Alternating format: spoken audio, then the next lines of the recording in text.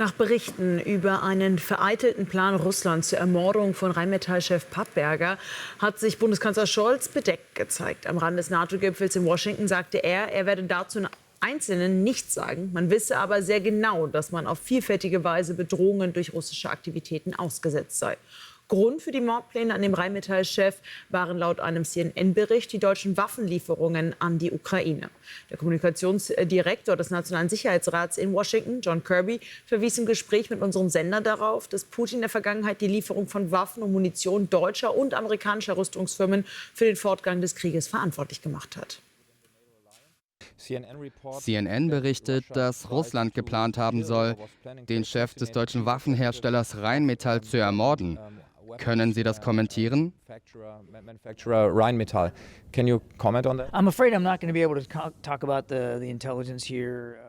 Ich fürchte, ich kann mich hier nicht zu den Erkenntnissen äußern.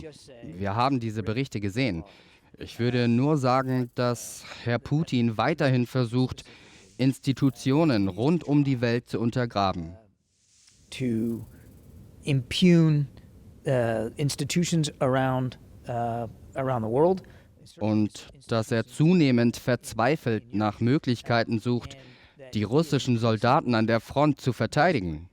He looks for ways to defend Russian soldiers on the front lines. Er wendet sich an Nordkorea, um Artillerie und ballistische Raketen zu kaufen, geht in den Iran, um Drohnen zu kaufen und bezieht Komponenten für seine Waffen aus China. Diese Anschlagspläne, Achim Unser, welche Reaktionen darauf gibt es?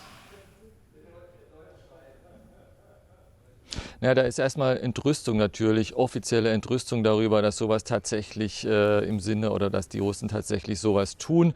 Auf der anderen Seite sagt aber auch schon Bundesaußenministerin Annalena Baerbock, wir dürfen einfach nicht naiv sein. Und auch Konstantin von Notz, der Vorsitzende des Parlamentarischen Kontrollgremiums, der hat nun auch gesagt, ja, also da muss jetzt hart dagegen vorgegangen werden. Und wir nehmen die ganze Situation immer noch nicht ernst genug. Viele würden einfach singuläre Ereignisse als das sehen. Aber das Ganze ist natürlich ein lang gehegter Plan von Russland. Und das passt alles zusammen darin, dass man eben sich momentan tatsächlich wieder sehr viel stärker in einem kalten Krieg befindet. Und da muss dann eben entsprechend reagiert werden. Schauen wir auf Rheinmetall.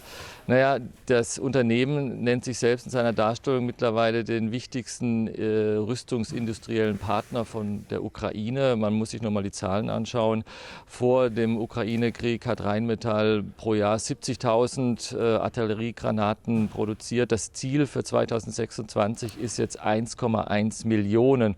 Also man hat da deutlich aufgerüstet. Bei Rheinmetall liefert auch oder in der Planung ist, einen neuen Schützenpanzer an die Ukraine zu liefern. Man hat dort sogar in der Ukraine mittlerweile selbst eine Werkstatt für Schützenpanzer errichtet und bildet auch Ukrainer in Düsseldorf in der Konzernzentrale bzw. an den Standorten von Rheinmetall dann in der Reparatur aus, dass sie dann eben auch autark dann in der Ukraine das Material, das Rheinmetall liefert, auch wieder reparieren können.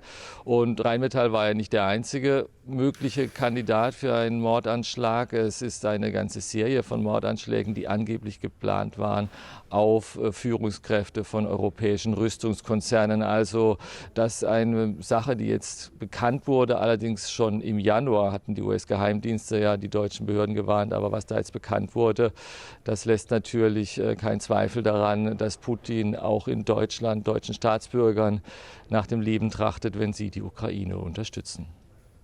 Achim, danke schön.